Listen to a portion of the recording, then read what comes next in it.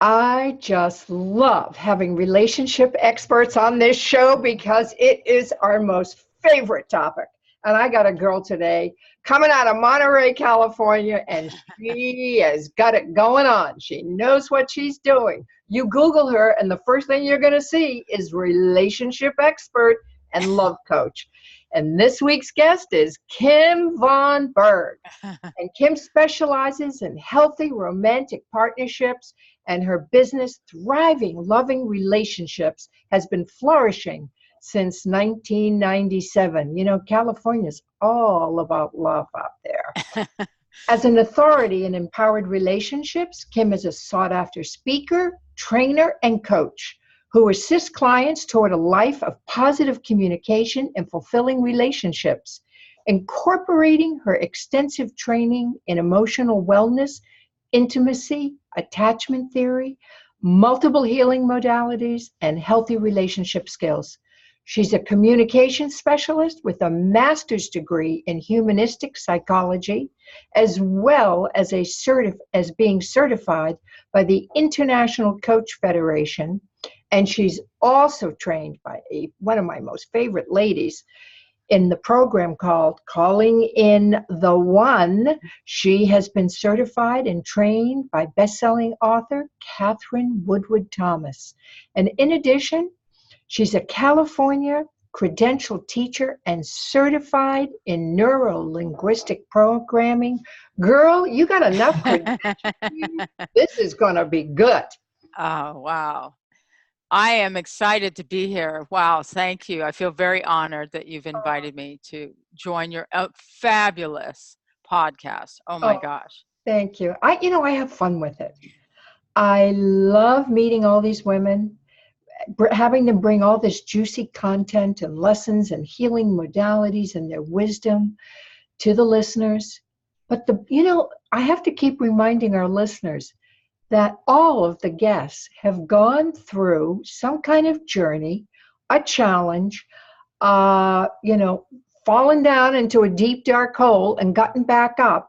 They all have a story, but that story has inspired them to do the work today and to serve the people they're serving. So, Kim, give us a little history. Dial us back a bit as to what inspired your work today. Oh my gosh. Well, I'm going to do of course, the shortened version, but I'm going to share it's kind of a two-part thing why I actually work with both couples and singles. So there's two parts to that. When I got with my spouse many years ago, it was a rocky road. And it looked like we weren't going to make it. So we tried this and that. We went to marriage and family therapists, and we were both headstrong people. And so long story short, we found this amazing communication mentor, and we ended up training with her. And we were so inspired with how those particular skills completely transformed our relationship that we started our own business. We co-began our own business, Thriving Loving Relationships. This was years ago. And then my spouse got cancer in 2000, and passed away in 2008. So since then, before everything was focused on any relationship, it was couples, it was parent-teen, it was everything. We tried to help everybody that had challenges in their relationships. But after my spouse passed away, I had such an experience of really deep, I call it divine love. It was so amazing, that experience of the dying process and all that I got inspired to focus on romance. And I really wanted to focus on that. And so I also wanted to find a new beloved after the grieving, the whole grief process. And I was having a hard time in my 50s, early 50s. I was just like, wow, here I am, a relationship expert, and I'm struggling with dating, and this is like tough. And I made all the wrong, the mistakes, the classic mistakes, getting involved too quickly, blah, blah, blah. And I found Catherine Woodward Thomas, her work and Calling in the One. She also is famous for conscious uncoupling. And anyway, so I ended up getting to train with her personally in her private coaching to become certified as a calling in the one coach. And so that's kind of another avenue that's been born of helping singles. And I call it kind of the deep work. It isn't so much dating per se. You know, I have a whole litany of people I refer for the dating aspect, but it's more the internal work, which I needed. You know, it completely transformed what I do, even in my work with couples. So that's the short story. I think that we have to be the foundation for creating a loving romantic relationship with somebody else. But it starts within us. We got to have our shit together. I mean, we got to do the inner work. And if we don't, then we get into a process of just repeating over and over and over the same mistake, with failed relationships. I wrote about it in my book. There's love personalities. We all have them. We keep doing the same thing. We have the same perception every time we look at somebody. And we got to learn what those things are and get rid of them because it's outdated data. Yes, absolutely. I so agree with you. And it goes even, what you teach in your book, and which I adore. It's like I'd have quite a slight nuance that takes it even slightly deeper than that, which is that I've learned this, I had to learn this the hard way, is that not only do we have these love stories that keep repeating bad patterns, but we also just go around believing that we're unlovable, or that we have these like core beliefs about our own selves. And it ends up creating a whole world of experience, even in love and even in our whole lives, not just our love lives. If we believe that we're unlovable, we're going to keep attracting people that reinforce that. Or if we believe that we're always going to be alone, we're always going to attract the people that will definitely reinforce that we will be alone, because they're going to leave or they're going to reject us or whatever the deal is. And I think a big one is that women don't feel worthy, so they tolerate the worst behavior. They tolerate infidelities. They tolerate lies. Abusive verbal behavior because they don't feel worthy. And there's nothing further from the truth. Absolutely. But if we don't call somebody on the carpet for this stuff, who will? We've got to say, look it, and be very clear about what our needs are, how we expect to be treated, and what's okay and what's not okay. But most women don't do that. Yes. The way I see it is there's two things. I have this amazing program that kind of got born out of all this. It's called 3 Steps to Create an Extraordinary Relationship. And it's like this duo thing where it's both the internal, maybe the healing work we need to do, why we'll settle for the kinds of things you're describing, why is that? And that's like the internal healing work. And then there's also just relationship skills. Most of us, we don't know how to communicate our needs. We don't know how to set boundaries in a loving way that doesn't damage the relationship. We don't have those basic foundational skills.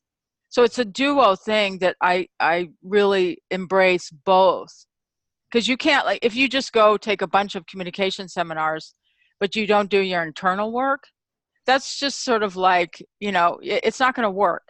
Right. So you have to do both.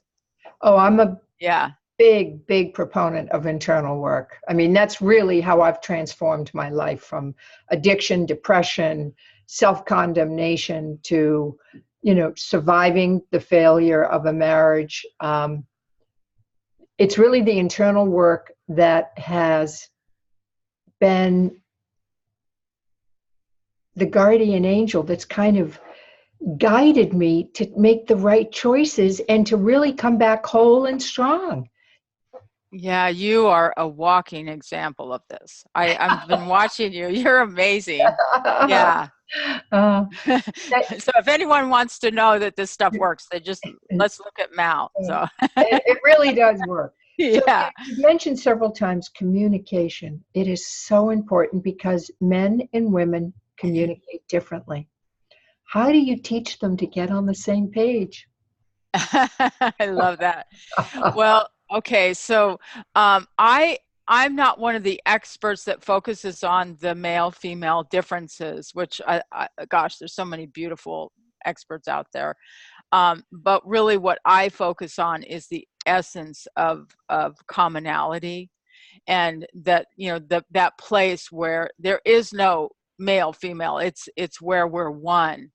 And Mm. that comes with empathetic listening, where we can recognize that. So I usually start with that, is teaching that skill. Believe it or not, most of us don't know how to listen very well. We just don't. So there's a skill set to teach around that. And when, and slowing things down a lot of times. Because if there's an argument, and believe me, I see this a lot with the couples that come to see me, there's everyone has their part that they want to be heard on, and then the other one wants their, so if we slow it down, and I teach them how to stop their part of it and turn the focus on the other person, you would not believe the miracles I see. People are ready to get divorced, but then when they learn that skill alone, how to be present with the other, it calms everything down to where each person can hear each other's part and have some empathy around it. And then you can start shifting into problem solving and how to get each other's needs met and all the kinds of things. And maybe boundaries need to be set on both parts, or whatever else needs to be brought into the picture. Don't you think it's a common complaint for women that they say, he doesn't hear me, he doesn't listen to me? Yes, Yeah. I hear that all the time. Yeah. And, Yeah. it's true. We need to listen. And I also believe that we really need to know what we want. Mm-hmm. I see that women spend more time picking out a pair of shoes and a handbag than they do a man. They know, they research, they look, they shop more for a pair of shoes than they do trying to find the right partner. Yes, that's so true. I think what your point is, though, about when women say, because I hear that a lot, he doesn't listen to me. What I find, because I watch carefully, because I also am trained in nonverbal body language, because we speak, our words are only about 10, people have their different percentages, 3% to 10% of our actual message. And the rest is our body language, our tone of voice. And so you learn to pay attention to that. And I'll watch a guy, like a husband and wife, and that she's trying to communicate her thing, and you just see him starting to glaze over, because women use too many words. They don't know how to get to the point. Men know. I said I'm not an expert, but I'm just talking about my experience. Men tend to get right to the point, and so they don't understand when a woman's like, well, then this happened, and then blah blah blah blah blah blah blah, and then finally like 20 sentences later they get to the point of what they want, and by then he's gone. I mean, he's just he's checked out. So I think it's like, if a woman really learns how to pay attention to her husband or her beloved, and really see what their you can tell when they start to glaze over, because she's using too many words. So if she stopped and said and reflected, this is starting to get uninteresting for you.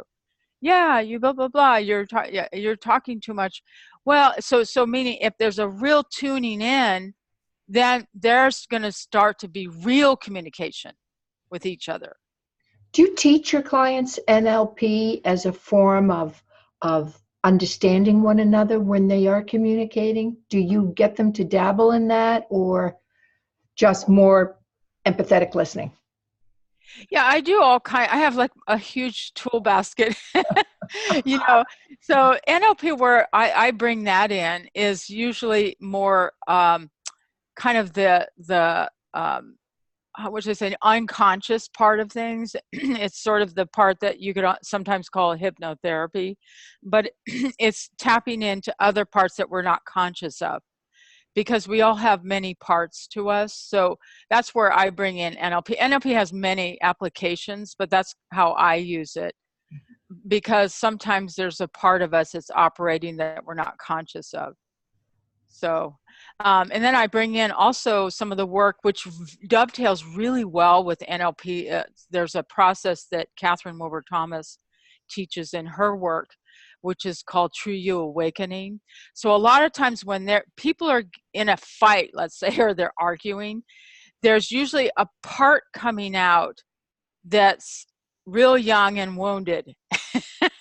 And it's starting to run the show. And then suddenly you have here you've got people in their 50s, but they're at their 3-year-old level. Suddenly you have 3-year-olds fighting.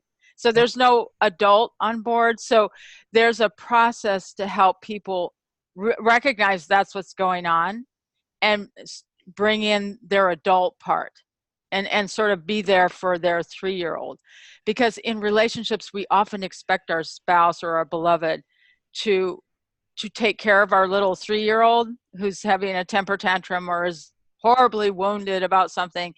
And it's really our responsibility, not our spouses or our beloved, to take care of that wounded 3-year-old. I say 3-year-old, but it could be many ages where, yeah. That's a brilliant concept, because I think ultimately every time we get in an altercation, it is that wounded child in us that comes up and starts screeching. Absolutely. It's triggered something that's maybe really doesn't even have anything to do with today, but it's an old wound that is now being recharged, reopened, and woof. Yeah. Yeah, and I think the point for me is that we never fully heal everything 100%. So there's always going to be, I think it gets less and less the more we do the kind of work you're describing. But you're always going to have a part that sometimes gets triggered. But the idea is that you develop a loving adult part of you who can be there to comfort that part and recognize that that part's starting to take over. Because a lot of us, unless we do this kind of work that you're describing, this inner work, we're not even conscious that suddenly the 3-year-old is the only one in charge, and is like making a lot of mistakes and could ruin a relationship or check out or completely give up our needs or all the things you were saying. But we need a loving adult on board to go, that's really not okay what he just did. You need to speak up for yourself.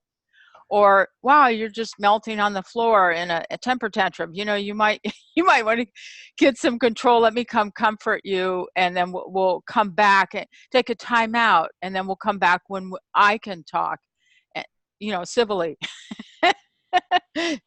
Another brilliant idea: take a timeout when you're in a heated situation with a loved one, a partner. Yeah. Sometimes, as you just said, step back. Yes. Yeah, take 5 minutes, process, figure out where is all the emotion coming from. Is it anything that's really happening at this very moment, or is it an old wound that's being opened up? That wounded child is kicking and screaming. Someone pointed that out to me when I was going through all my own trauma and said, Mel, there's a lot of wounded child in what you're talking about. You need to tell that little child that you've got this and you're going to take care of her, and you're just so on top of this and there's nothing to worry about. And I didn't realize it until she said it to me. What a wonderful friend to tell you that. Now, one of my spiritual teachers, and she said, a lot of this is really a wounded child here.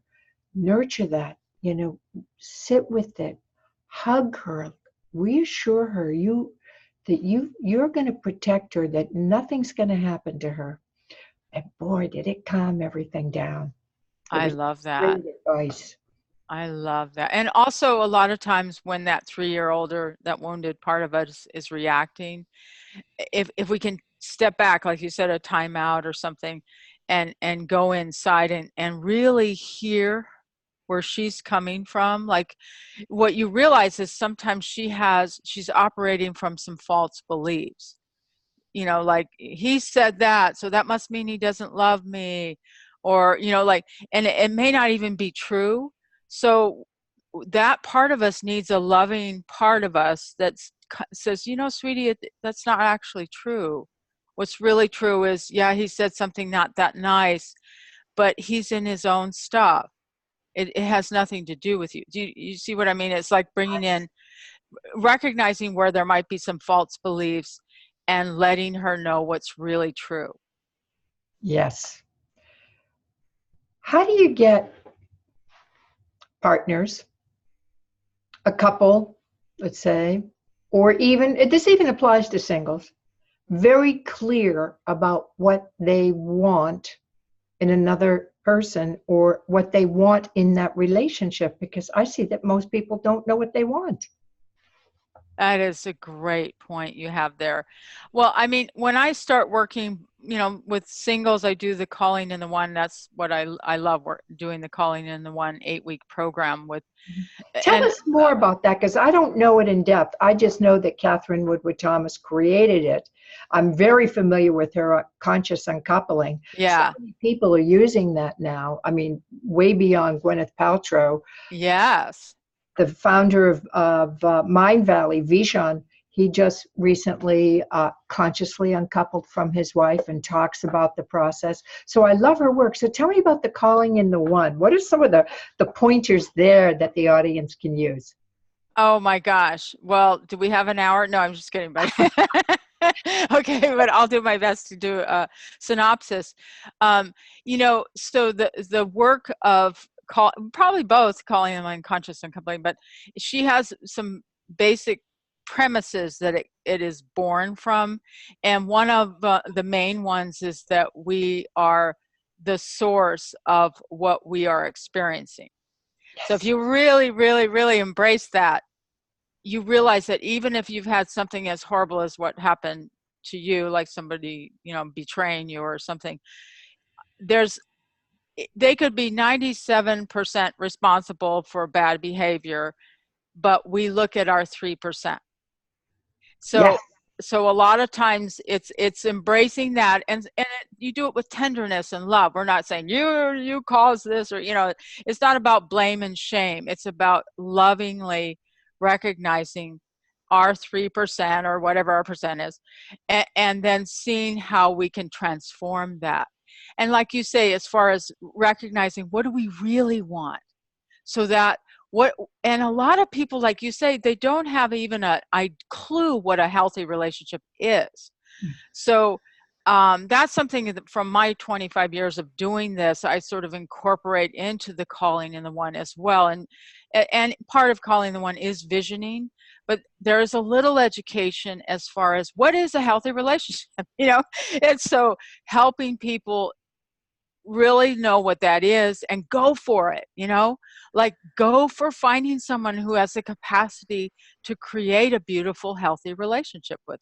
So Calling in the One is that, it's sort of the premises, and knowing what you really want, you know, evolving that and doing some visioning work, which I guess you could sometimes call the law of attraction type, but it's a little, I think, a little more sophisticated because it brings in psychology and healing as well.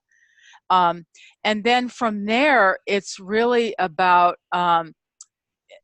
recognizing that true you, and where we've been operating from kind of a false place. If we've always believed we're unlovable, like recognizing that that's what we believed and that's what we were creating.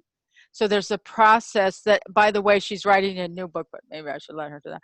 But announce that herself. But I'm in a pilot program of hers called True You Awakening, which is week 3 of Calling in the One. But it's the whole idea of recognizing where have we been believing, what kind of beliefs have we been operating from that have been unconscious and that recreate unhappy experiences in love. And then we step into the truth of who we are, which is beautiful. It's we're lovable, we're magnificent beings, and start to operate from that place. And what would that look like? And sometimes people have no clue what that looks like. What does it look like if you were lovable? Or what does it look like if if you believe you're intelligent and beautiful? So then it's like helping the client understand what that would look like and how they would live their lives that way. Because we need to be the person who we want to attract. We need to learn how to be that person first. And so calling the one is that process. And then it's becoming magnetic to love. So the last part of calling the one is learning, how do you become magnetic to love?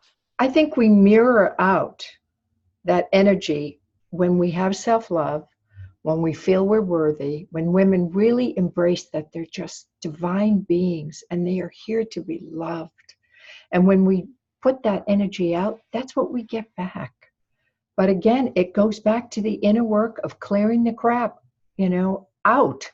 The old thinking, the old ways. And a key point that you said was taking ownership. I talk about that in my new book. We are half of an equation. When you're in a relationship, you're half of an equation. There's responsibility. You made choices that put you in that relationship or marriage or whatever. You chose that person. We have to take responsibility. And when we do, then we're not a victim to anybody's behavior, what anybody does.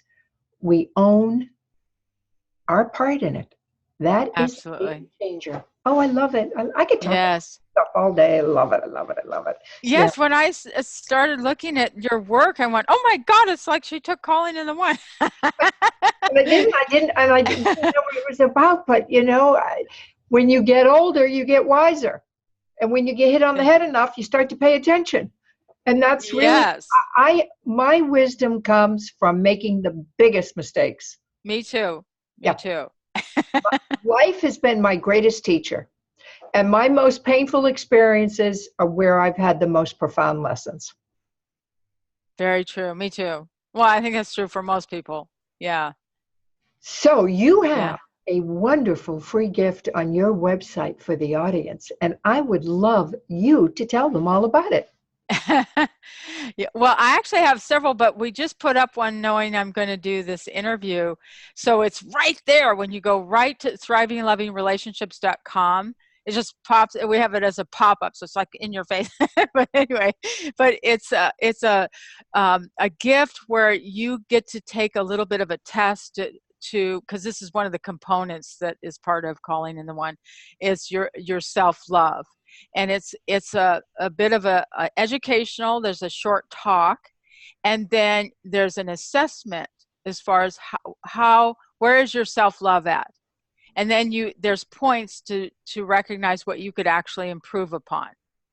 So it's all about self-love. I love it. I love it, girl. I love it. I'm all about self-love. It's like, yes. Kim, thank you so much. You are a delight. Please tell the audience how they can get in touch with you. Well, of course, you can go to my website, thrivinglovingrelationships.com, and then, check out, because I have quite a few free things, not just that one. If you go to the free page, but also contact page, you can access me in many ways. And I usually create, if I have the time, I will create, you can sign up to have a 20-minute to 30-minute talk with me to see if we would work together. So if I have the time in the month, I will create space to have a conversation with you, and you'll see a way to sign up for that on my website. Yeah. It's been wonderful to spend this time with you today. Thank you for being here. I've really enjoyed it, and I feel very honored to be here. So thank you. Thank you. Okay. I'm sure we'll be doing this again, girl. Okay. Thank you, Mel. Bless you. All right. Bye-bye.